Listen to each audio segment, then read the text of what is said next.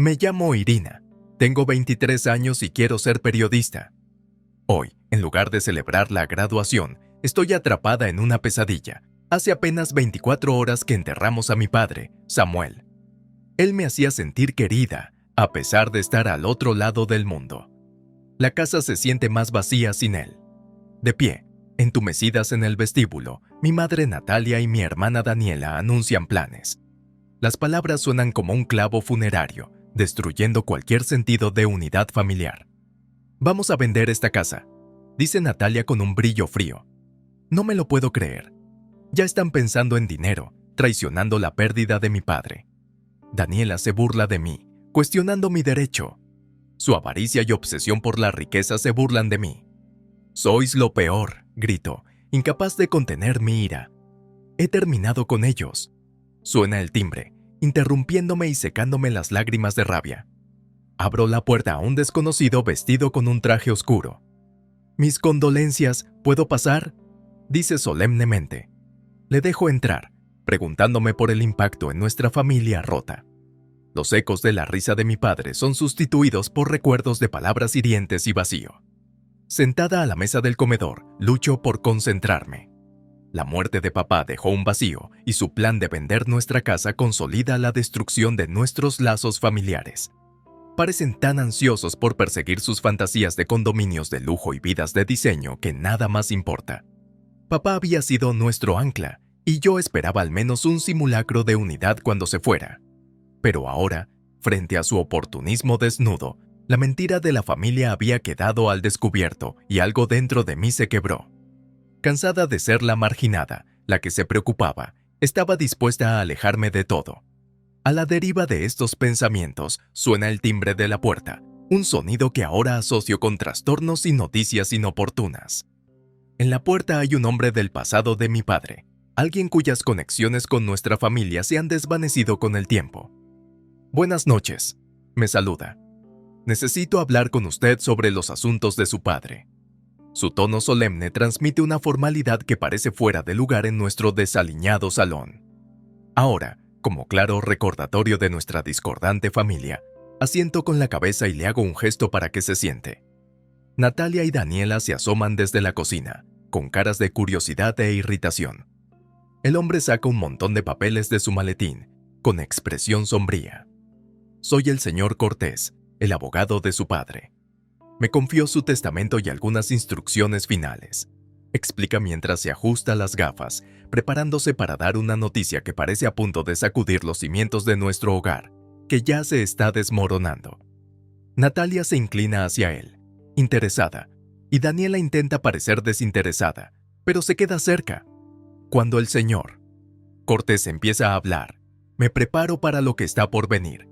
Insegura de las consecuencias, pero segura de que nuestra dinámica familiar está a punto de cambiar una vez más.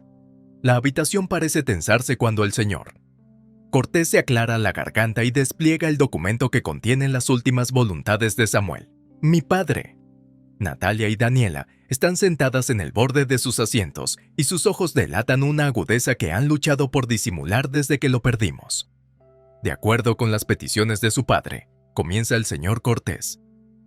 Estoy aquí para leer el testamento y comenzar el proceso de ejecución de sus instrucciones. Nos mira a cada uno de nosotros, quizá midiendo nuestra disposición para lo que está a punto de divulgar. No puedo evitar una sensación de temor. Crecer a la sombra de las expectativas de mi madre y mi hermana me enseñó a esperar poco y a prepararme para la decepción. Sin embargo, a medida que las palabras del abogado comienzan a fluir, es evidente que nuestras expectativas están a punto de desbaratarse. A mi hija, Elena, le dejo la totalidad de mi patrimonio, incluida la casa familiar y todos los ahorros e inversiones acumulados. La habitación se queda en silencio, salvo por el crujir de papeles y el lejano tic-tac del reloj de pie. El señor Cortés sigue leyendo, pero apenas percibo sus palabras. Lo único que oigo es el atronador latido de mi corazón y una especie de zumbido en los oídos. No puede estar bien. Tiene que haber algún error. Finalmente consigo balbucear. Mi voz suena lejana a mis propios oídos. ¿Pero por qué? La silla de Daniela choca violentamente contra el suelo cuando se levanta, con los ojos abiertos de par en par en una mezcla de conmoción y furia. Natalia, igualmente aturdida, permanece sentada, abriendo y cerrando la boca sin hacer ruido. Miguel, que hasta ahora había permanecido en silencio en un segundo plano, se adelanta como si quisiera proteger o tal vez sujetar a Daniela. «Esto es una broma, ¿no?», le pregunta. «Pero el señor». Cortés se limita a sacudir sombríamente la cabeza. «No hay ningún error», asegura. Samuel fue muy específico en su directiva. Creía que Irina, con sus convicciones y su ética de trabajo, sería la que mejor honraría su legado y administraría sus bienes de forma responsable. Natalia encuentra su voz mientras la incredulidad da paso a la ira. «Pero, ¿y nosotros?», replica. «Su madre y su hermana. ¿Vamos a quedarnos sin nada mientras ella se queda con todo?». La pregunta flota en el aire, una nube palpable de resentimiento que irradia de mi madre y mi hermana. Me quedo sin palabras, dividido entre la inmensa responsabilidad que se me impone y el aguijón de su evidente avaricia. El señor Cortés me mira. Samuel tenía sus razones, que creía que se entenderían con el tiempo. Debemos discutir los próximos pasos y los detalles de la herencia. Mientras habla, no puedo evitar preguntarme qué vio mi padre en mí, qué fe había depositado en mis manos y cómo podría esperar cumplirla en medio de las ruinas de nuestra unidad familiar. El silencio tras la revelación del Señor. Cortés es casi tan pesado como la tristeza que me embargó durante el funeral de mi padre. La indignación de Natalia y Daniela llena la habitación, chocando contra mi conmoción como las olas contra un acantilado. Por un momento, nadie habla. Estamos atrapados en un punto muerto, las implicaciones del testamento de mi padre cortando el aire como un viento frío. «Mis razones», continúa por fin el señor Cortés, mirándome directamente, «están detalladas en una carta personal que me dejó tu padre para ti, Elena». La voz de Daniela rompe el hechizo. «Pero debe haber algún error, quiero decir, no puede quedarse con todo». Sus palabras rebotan en las paredes, anunciando una batalla que no deseo librar. Miguel le pone una mano en el hombro para contenerla, pero eso no le quita el ánimo. ¿Y nosotros, qué somos? ¿Unos extraños que ha decidido descartar después de todo lo que hemos hecho por él? Ella aprovecha las palabras como un arma. Su voz se eleva a un crescendo de incredulidad. La máscara de sorpresa de Natalia se desvanece, revelando la ira que hay debajo.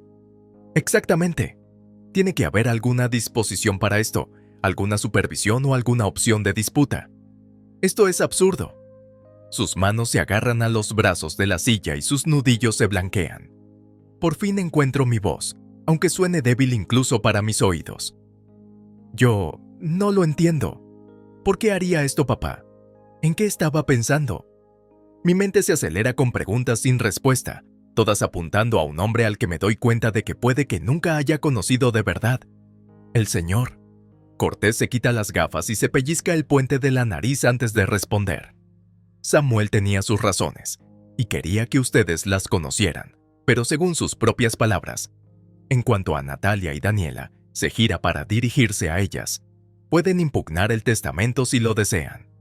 Las instrucciones de Samuel fueron explícitas y estaba en su sano juicio cuando lo redactó.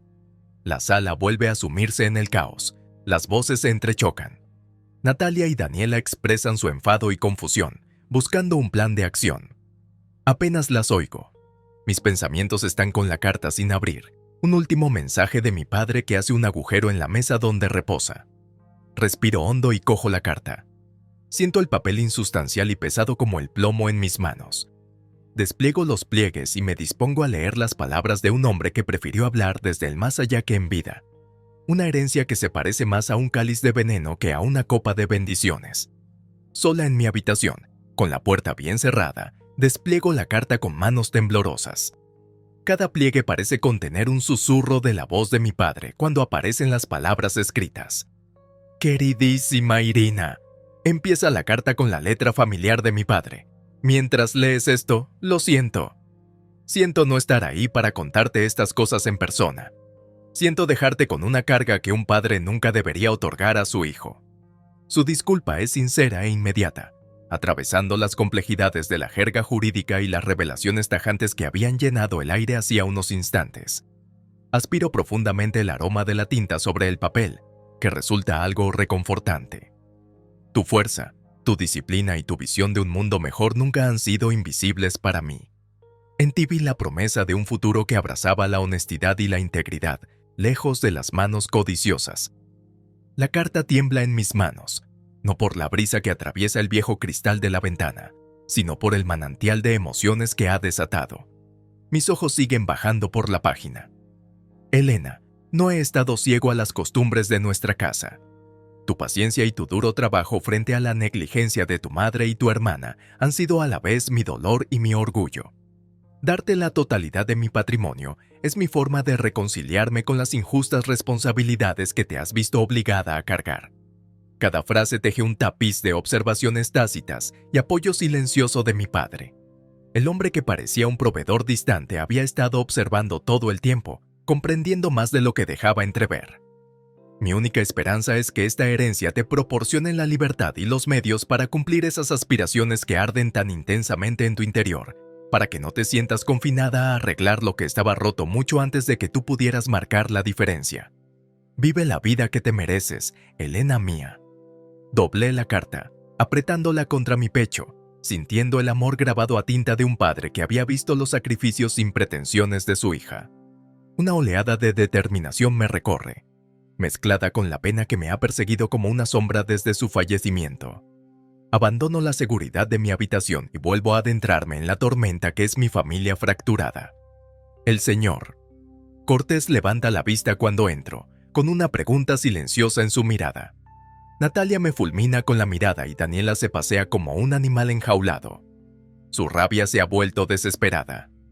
Es hora de hablar de lo que pasará después, digo, con la voz más firme de lo que siento.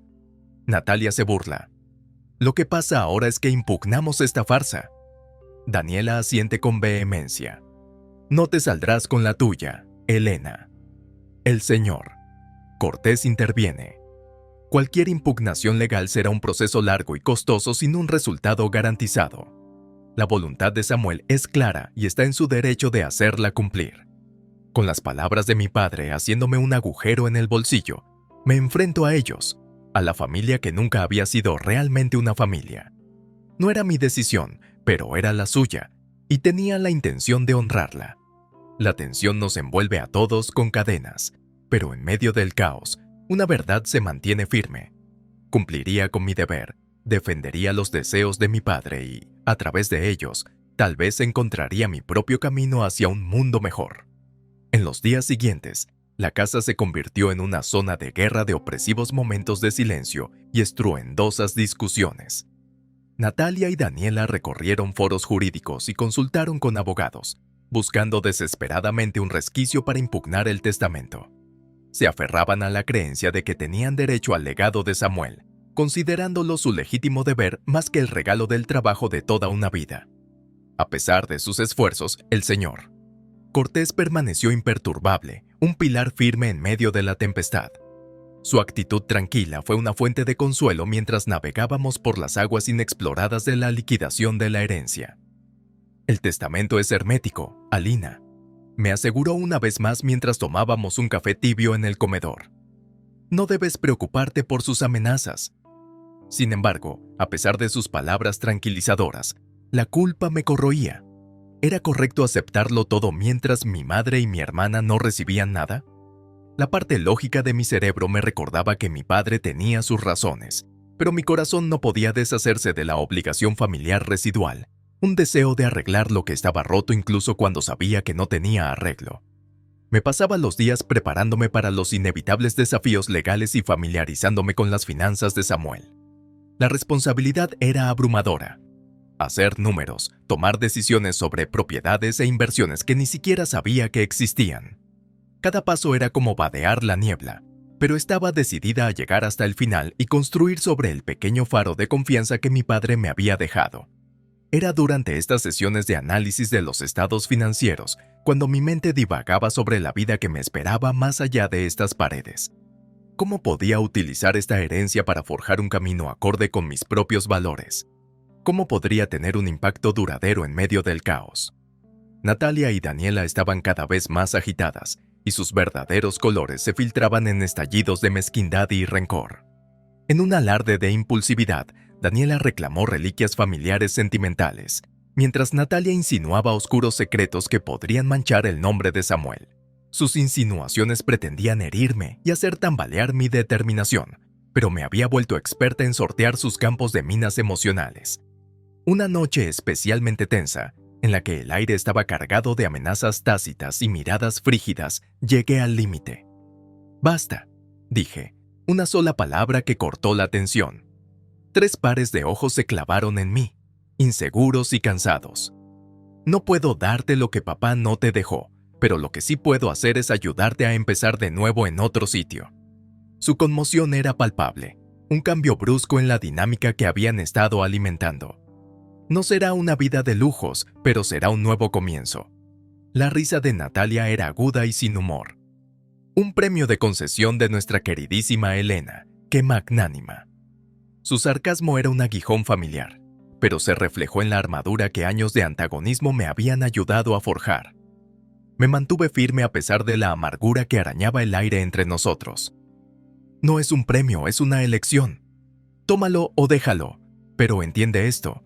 Voy a seguir adelante con o sin vuestra aceptación». Su respuesta fue una sinfonía de silencio y asentimientos a regañadientes, un tenue acuerdo forjado en la encrucijada de la codicia y la supervivencia. Mientras me retiraba a mi habitación, el peso de la carta en mi bolsillo me recordaba el viaje que me esperaba, en el que no solo tendría que navegar por la herencia, sino también en quién me convertiría como consecuencia de ella. Los días se convirtieron en semanas a medida que mi vida se convertía en una rutina de reuniones con el señor Cortés y de navegación por el complejo proceso de realización de mi herencia. Natalia y Daniela, tras aceptar mi oferta a regañadientes, empezaron a buscar un lugar más modesto al que llamar hogar. El ambiente se volvió menos conflictivo, aunque el aire seguía teniendo un frío que iba más allá de la llegada del invierno. Fue una época de paradójica soledad en medio del caos. La casa parecía más grande y más desolada con cada caja empaquetada y cada mueble retirado. Encontré consuelo temporal en el estudio de mi padre, que permanecía intacto, una cápsula del pasado que resonaba con el eco de una época en la que las luchas familiares no eran más que una tenue corriente subterránea bajo la superficie de nuestra vida cotidiana.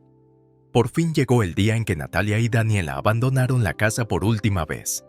Firmaron un cheque y se despidieron entre lágrimas, llevándose consigo los restos de una vida que había cambiado para siempre. De pie en la puerta, vi cómo su coche desaparecía tras la curva, sintiendo una inquietante mezcla de alivio y tristeza. Era hora de mirar al futuro. Con la ayuda del señor Cortés, creé una fundación benéfica en nombre de mi padre, dedicada a fomentar las oportunidades educativas de jóvenes estudiantes desfavorecidos, estudiantes como la versión más joven de mí misma, que una vez creyó que sus sueños eran inalcanzables dentro de los confines de un hogar que no comprendía sus aspiraciones. Me matriculé en la escuela de posgrado, en un programa de periodismo que me pondría en el camino de la carrera que siempre había imaginado. Mientras me preparaba para el máster, utilicé la red de contactos que me había dejado mi padre y los recursos que ahora tenía a mi disposición para hacer prácticas en un periódico importante. Mi vida era más ajetreada de lo que jamás hubiera imaginado, llena de historias y de justicia, tal como hablé con mi padre en aquellas llamadas a larga distancia que ahora me parecen de toda la vida. Hoy en día, siempre estoy en movimiento, llevando conmigo los principios que él me inculcó. La casa, que antes era una especie de jaula, empezó a parecerse más a un hogar a medida que la hacía mía. Volví a pintar las paredes, reorganicé los muebles e incluso adopté un perro rescatado, una presencia alegre que llenaba el vacío con ladridos y una energía desbordante. Las habitaciones que antes habían sido testigos de disputas familiares ahora se abrían a amigos y colegas y, por fin, a veces me encontraba en el estudio de mi padre, hojeando sus viejas cartas y las páginas descoloridas de sus libros. Mis ojos se detenían en la firma al pie de su carta, el mensaje final que había alterado el curso de mi vida. «El deber y el amor», escribía, «son las fuerzas más poderosas que manejamos. Utilízalas bien». Y en esos momentos de tranquilidad, rodeado por el legado de palabras y sabiduría que dejó mi padre, deseaba, con una promesa, hacer precisamente eso.